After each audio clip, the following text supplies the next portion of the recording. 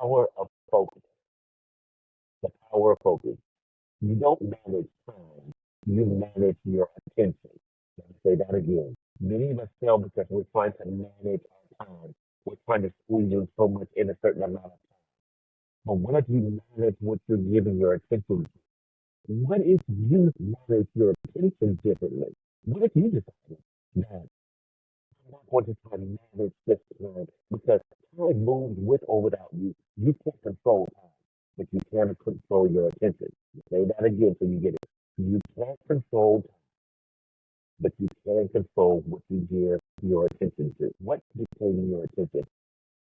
Drawing you in that is throwing your focus off. Better yet, who are you or what are you giving into? You're trying to manage. I got to do this in a certain amount of time. I need to understand this. Watch this.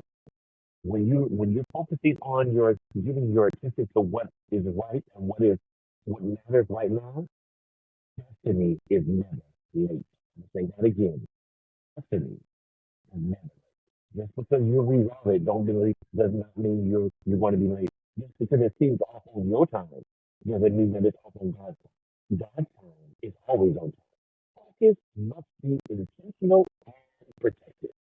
Your focus must be intentional and protected.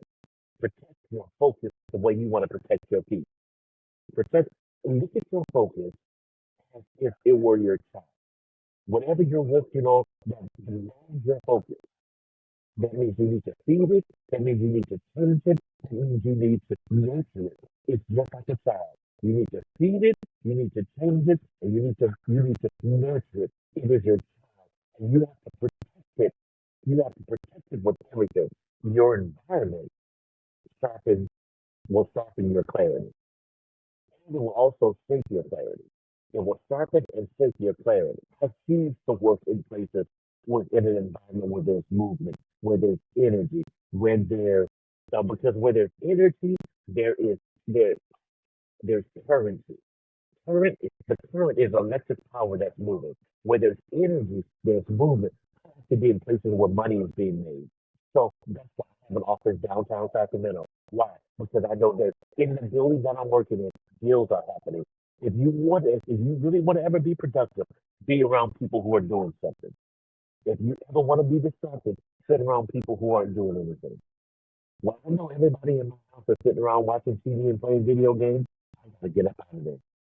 Don't trust that they're not going to try and get me to come in and see and show me what they're watching. I don't trust that they want to call me and ask me something foolish because I need to have tunnel vision when I'm working.